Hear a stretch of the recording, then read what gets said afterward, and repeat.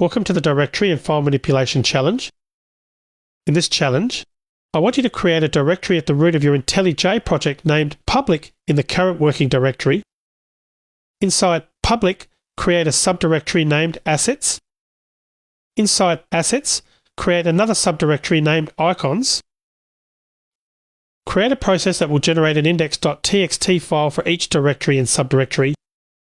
In each of the directories, public, assets, and icons, create an index.txt file. In each index.txt file, list all the contents in the current directory with full paths and the date each item was created. This should be recursive. The index.txt file of the parent should contain all items that are listed in the index.txt of the child.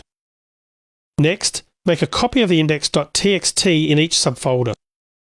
After you've created these copies, run your code to regenerate each index.txt file and verify your backup copies are listed there. Okay, so remember, the Files class offers you many different ways to create directories, files, and for iterating through a file tree. Stick to using paths and NIO2 functionality. Later on, I'll be covering how you can execute the method you create here to create the index.txt files from an asynchronous thread using a special mechanism called a file watcher.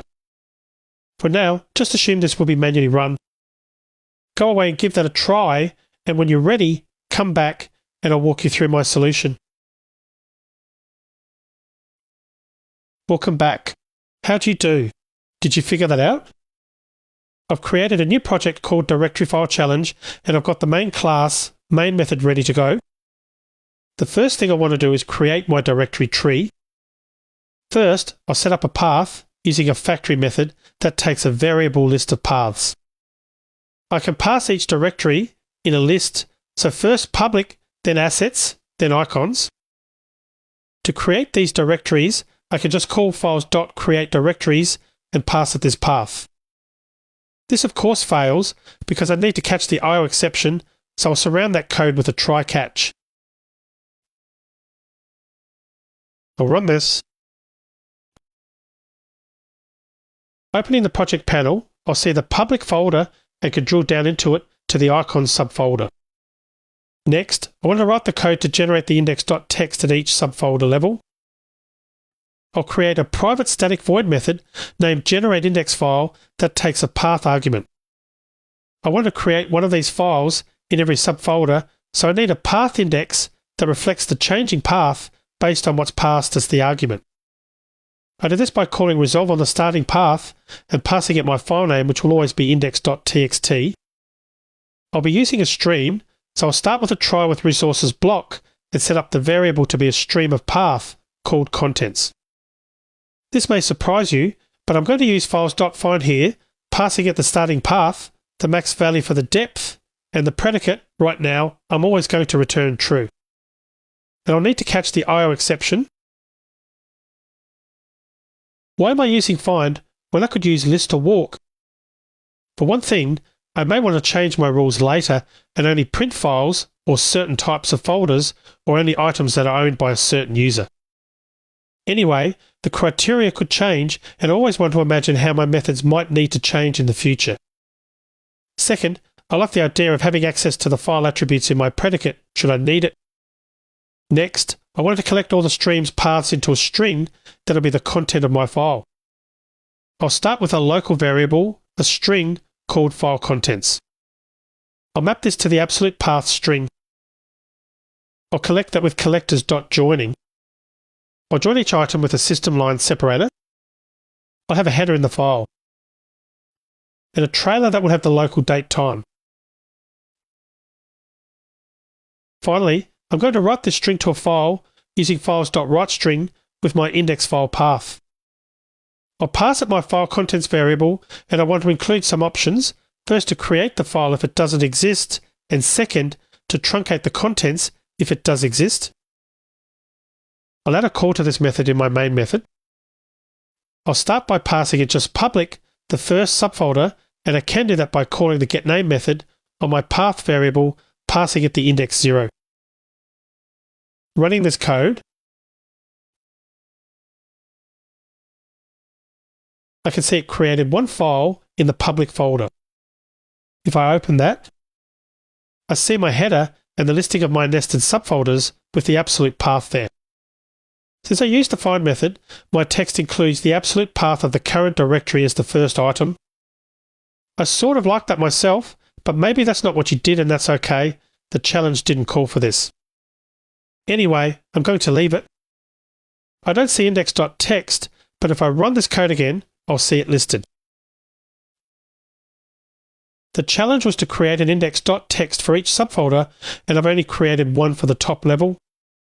I need to change my generateIndex method to call itself recursively for any children that are directories. This time I'll use files.list in a try with resources block. By default, this is only one level deep.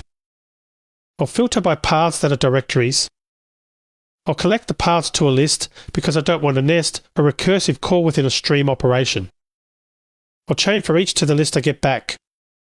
And I'll execute my method on the child directory. I've got the usual error on generateIndex file, so I'll surround that with a try catch. I'll rerun my code.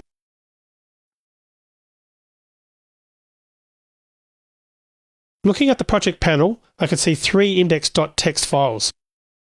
I'll start with the one in icons. Here, you can see I just have the path of the current directory listed there. I'll examine the assets one next. The same for this, I have the current directory listed in its subfolder icons. If I run this code again, I'll get each of the index.txt files listed in the output. I can see that best if I look at index.txt in the public folder, so I'll open that up. This lists the subfolders and all 3 of my index files. So far, so good. The next part of the challenge was to create copies of the index.txt files. I'll do this in the main method using a for loop. I'll loop through the name parts, starting with 1, to get each subpath of the deepest folder path. I'll get the path for the existing file, index.txt, resolving to the subpath. I'll create a backup path in the same way, but with the name indexcopy.txt. Finally, I'll execute files.copy here, and I wanted to copy the index path to the backup path. I need to add a try catch around that last copy method. Okay, that should do it. I'll run that. I can see my copies in the project panel within every subfolder. The final step is to generate the index.txt again after this, so I'll call that. I'll start with the try block. I'll again call generateIndex file and pass it the name parted index 0. And I'll add the usual bit for the IO exception. I'll run that. This time though, I've got an exception, file already exists exception, through from the files.copy method. Do you know why this is? Remember, copy isn't going to overwrite an existing file unless we specifically tell it to by using a copy option. I'll scroll up to the files.copy command there and add the standard copy options enum value called replace existing. I'll run this again. This time, my code ran without any issues, so let's examine the contents of index.txt in the public folder. You can see this file has grown, and the content now includes the listings for the copies. Okay, so that's it. The challenge is complete. Were you able to do this successfully? Maybe you use walk instead of find, and that's perfectly fine. There's no right way to do this, but in this challenge, you got to create directories, create files, and copy them, as well as walk or list a directory's contents to generate the index.txt files. I hope you enjoyed that challenge. In the next video, I'll be talking about a totally different kind of class for reading and writing to a file, and that's the random access file, so I'll see you in that next video.